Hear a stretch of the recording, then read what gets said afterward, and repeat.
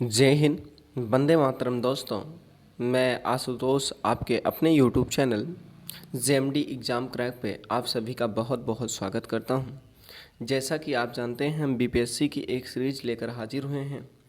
उसी क्रम में आज हमें एक नए विज्ञान का टॉपिक है पादप आनुवंशिकी को लेकर हम हाजिर हुए हैं। और देर ना करते हुए बीपीएससी की सीरीज को स्टार्ट करते हैं। देखिए, महत्वपूर्ण प्रश्न ये है कि ये सब बीपीएससी में पूछे गए। जो भी प्रश्न मैं लाता हूँ कहीं ना कहीं वो पूछे गए होते हैं, इसलिए इनके प्रश्नों का जवाब दीजिए और तैयार कीजिए। यकीन मानिएगा, पेपर में आने की प्रबल संभावना है। चलिए, देर ना करते हुए स्टार्ट करते हैं, क्योंकि हमें अपना टाइम बचाना है और आगे भी बढ़ना है ना। चलिए, कहते हैं पहला प्रश्न क्या है। कह रहा है वंशागति के अध्ययन से संबंधित जीव विज्ञान की शाखा है। क्या कोशिका विज्ञान, उदय विकास, शारीरिक विज्ञान या क्या है आनुवांशिकी। तो क्या है, आप जानते हैं आनुवांशिकी है। क्या है? आनुवांशिकी। अगला क्वेश्चन है, आनुवांशिकी के जनक वैज्ञानिक हैं रॉबर्ट हुक, चार्ल्स डार्विन, हुगो डी व्रिस और ग्रेगर जॉन मेंडल। तो आप सब लोग जानते हैं आनुवंशिकी के जनक क्या हैं? ग्रेगर जॉन मेंडल है। तीसरा क्वेश्चन है, और आप अगला क्वेश्चन, तीसरा क्वेश्चन जिसे कहते हैं जीन, ध्यान दीजिएगा, जीन शब्द का सर्वप्रथम उपयोग किसने किया था? जीन शब्द का सर्वप्रथम उपयोग किसने किया था? तो क्या वाल्डेरा ने किए थे, वाटसन ने की थी, क्रिक ने किया था या जोहानसन ने की थी? तो जीन्स का प्रयोग करने वाला जोहानसन था। कौन था? जोहानसन था। अगला स्टार्ट है, अगले प्रश्न के साथ चलते हैं, क्योंकि सुपर इम्पॉर्टेंट प्रश्नों की सीरीज चल रही है, तो इसमें कई बार प्रश्न पूछे जाते हैं। अगला प्रश्न है, वंशागति की इकाई है फिनोटाइप, जीनोटाइप, जीन, इनमें से कोई नहीं। तो आप सभी जानते हैं कौन सा है? जीन है। कौन सा है? जीन है। अगले प्रश्न की चलते हैं और आप जवाब दीजिए। मेंडल ने किस पौधे, ध्यान दीजिएगा, मेंडल ने किस पौधे का संकरण प्रयोग किया था?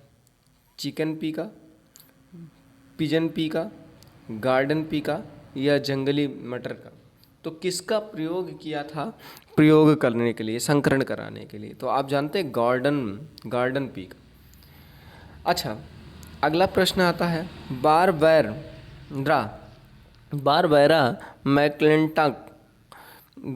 मैक्लिंटक किस पौधे पर कार्य करने के लिए प्रसिद्ध है? क्या मटर के, क्या मक्का, क्या गेहूँ, क्या चावल? तो ये किसके लिए करने के लिए प्रयोग है? आप सभी लोग जानते हैं मक्का के लिए प्रसिद्ध है। किसके लिए प्रसिद्ध है? मक्के पर कार्य करने के लिए प्रसिद्ध है।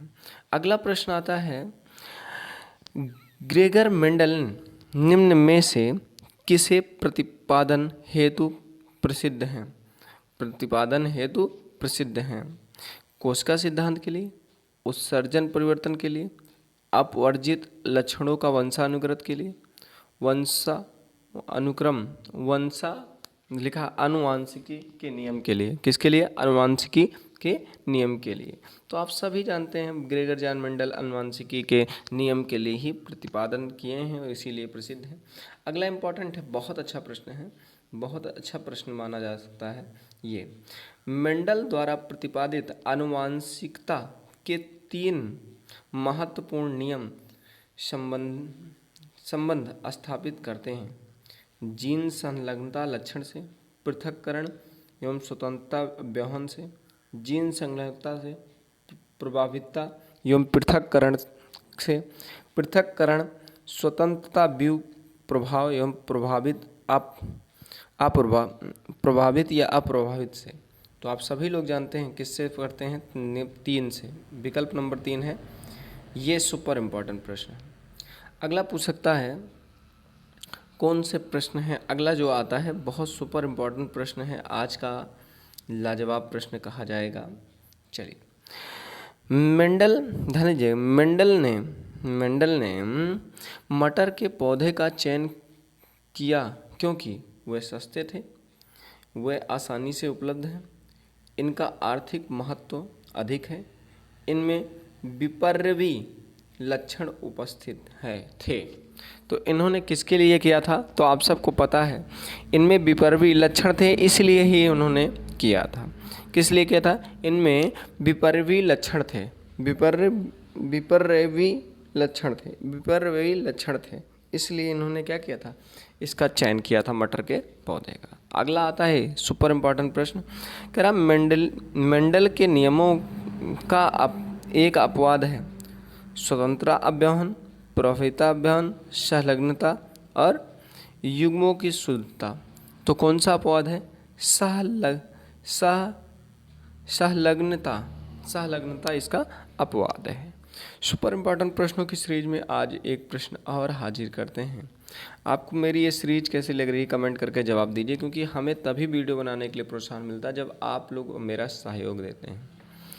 अगला है मोनो, ध्यान दीजिएगा, मोनो हाइब्रिड अनुपात होता है क्या? 9:3:3:1 अनुपात में होता है, या 3:1 में होता है, 1:1 अनुपात में होता है, या 2:1 में होता है?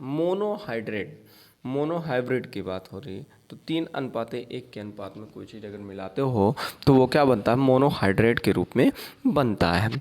अगला प्रश्न आता है, जीन्स बने होते हैं क्या? डीएनए से, क्या आरएनए से, या डीएनए आरएनए के, या प्रोटीन के?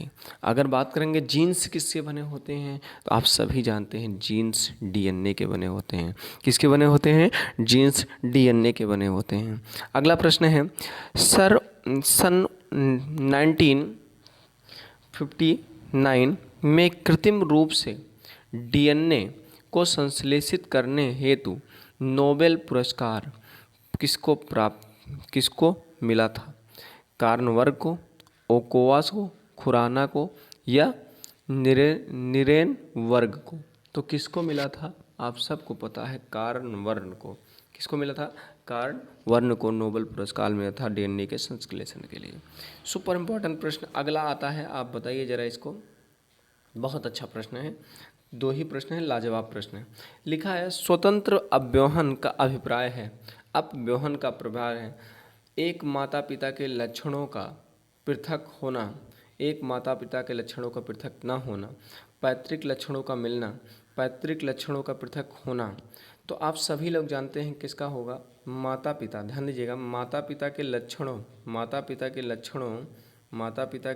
का पृथक न होना, ये तो नहीं हो सकता, क्योंकि स्वतंत्र अव्यूहन की बात कर रहा है, तो ये माता पिता के लक्षणों का क्या होना?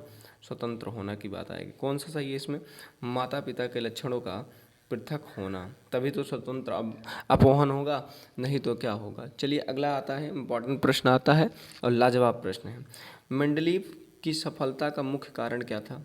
उन्होंने संतानों के गणनात्मक विश्लेषण प्रस्तुत किया, उन्होंने अपने क्रासों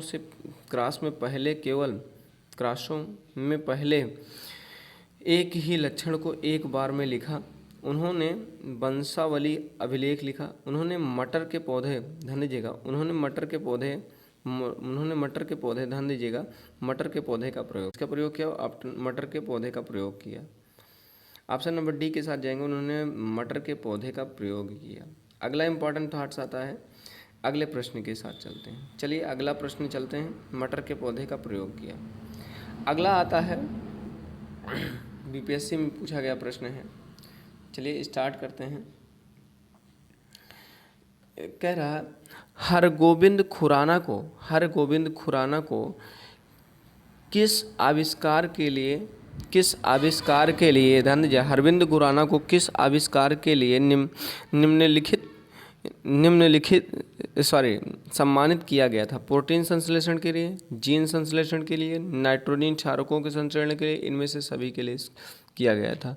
तो आप जानते हैं जीन संश्लेषण के लिए हरविंद खुराना को सम्मानित किया गया था। अगला प्रश्न आता है, सुपर इम्पोर्टेंट प्रश्न आज का, और यही हो सकेगा, यही स्लाइड लास्ट स्लाइड हो। लिखा है,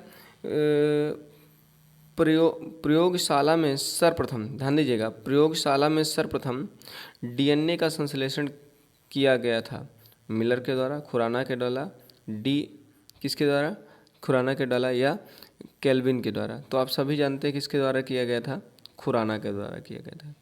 अगला प्रश्न है, इनके द्वारा आनुवंशिकता के विज्ञान को आनुवंशिकता कहा गया। मेंडल के द्वारा, क्राउच के द्वारा और मूलर के द्वारा या बेटसन के द्वारा कहा गया। तो आप सभी लोग जानते हैं बेटसन या वाटसन लिख के आएगा, दोनों सही है, बेटसन या वाटसन दोनों में सही है। और अगला प्रश्न आता है, सुपर इम्पोर्टेंट प्रश्न है आज का। जो अगला प्रश्न लिखा है, आनुवांशिक उत्परिवर्तन होता है डीएनए, आरएनए, क्रोमोसोम, राइबोसोम में। किस में होता है, तो आप सबको पता है क्रोमोसोम में होता है। अगला क्वेश्चन आज का लास्ट प्रश्न है, आनुवांशिकता शब्द किसने गढ़ा था, क्या मॉर्गन ने, मेंडल ने, बेटसन ने या जोहनबर्ग ने। तो आपको पता है बेटसन ने किया था। आपको ये सीरीज कैसी लगी कमेंट करके हमें जवाब दीजिएगा, ताकि हम और भी वीडियो बनाने के लिए प्रोत्साहन मिलता रहे। क्योंकि मेहनत जब आदमी करता है तभी आपको उसका सार्थक परिणाम मिलता है, तब मज़ा आता है किसी काम को करने में। तो आप लोग भी बीपीएससी के लिए तैयारी करिए। सब लोगों को आप अपने गंतव्य स्थान पर पहुँचे और मेहनत करके आगे बढ़ें, यही मैं दिल से कामना करता हूँ। और आप ज़िंदगी में आगे बढ़ते रहें। और मैं एक ही चीज़ कहूँगा कि आज जब तक आप मेहनत नहीं करेंगे तब तक कोई कुछ कर नहीं सकता। आपको पहले देखिए, मैं पहला ही यूट्यूब चैनल होने के कारण मैं थोड़ा अड़बड़ाया हुआ था। तो शुरू के 2-3 प्रश्न में दो तीन बनाया था मैंने प्रश्न, वो सीरीज, उसमें कुछ गलतियां हमसे हुई थी। जैसे कुछ प्रश्न हमने उत्तर जो है जल्दी के चक्कर में दूसरा लग गया था। लेकिन आने वाली जो नई सीरीज़ें हैं उसमें ऐसी चीज़ें नहीं आ रही हैं, क्योंकि मैंने उसको चेक करने के बाद फिर से यूट्यूब पर डाला है। तो आप उसके लिए क्षमा प्रार्थी हैं शुरू के कुछ वीडियो के लिए। अब अन्य ये नहीं होगा, और कोई गलत प्रश्न जवाब जो चला गया था एक आध, वो आगे गलतियां हुई थी, वो गलतियां अब नहीं होगी। तो ठीक है, अपना बहुत बहुत ख्याल रखिएगा। मिलते हैं नेक्स्ट वीडियो में, तब तक के लिए जय हिंद, वंदे मातरम दोस्तों।